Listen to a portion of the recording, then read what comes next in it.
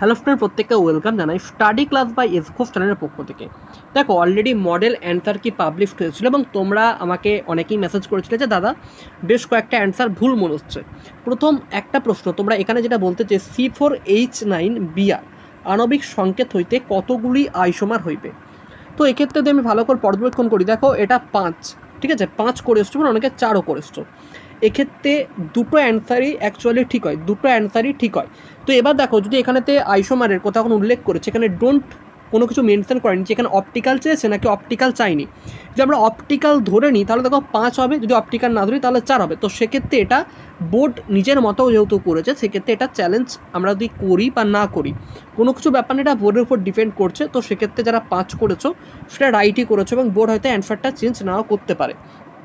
তারপরের প্রশ্ন এটা ঠিকই আছে, এটা কোনো ভুল নেই, তোমরা যেটা জানতে চেয়েছিলে। নেক্সট দেখো আসছি, দেখো এখানেতে একটা প্রশ্ন আছে, নিম্নলিখিত কোন ধরনের রক্ত একজন এ পজিটিভ রক্ত গ্রুপ গ্রহীতাদের প্রবেশ করানো যাবে।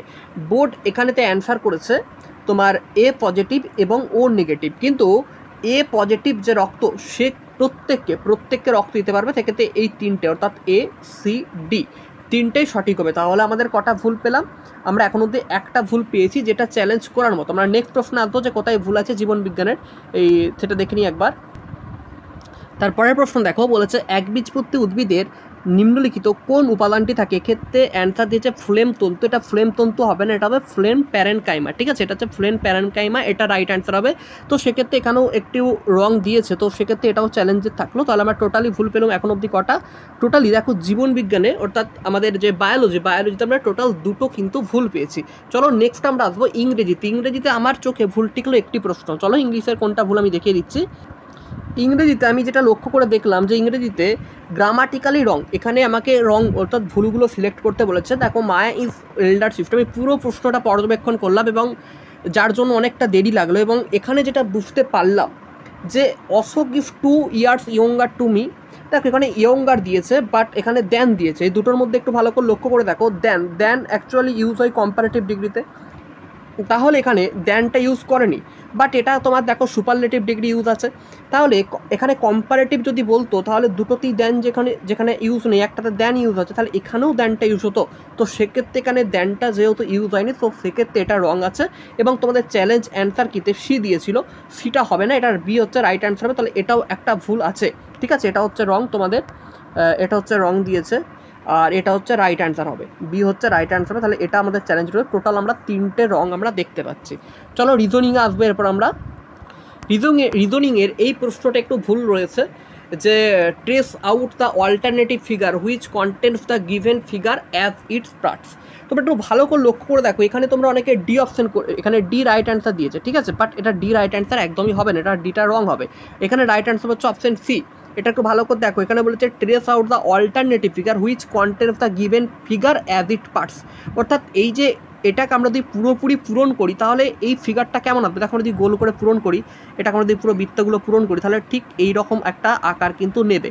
তো সেক্ষেত্রে ছবিটা দেখো আসতে চলেছে ঠিক এটার মতো, ঠিক আছে, এটার মতো ছবিটা আসছে, কোনো দিন এটার মতো ছবি আসছে না, একদম পুরোপুরি আমরা টোটাল কিন্তু 4টে রং দেখতে পেলাম, ঠিক আছে। আর একটা রং আমার চোখে যেটা লেগেছে সেটাও আমি চলো দেখাচ্ছি।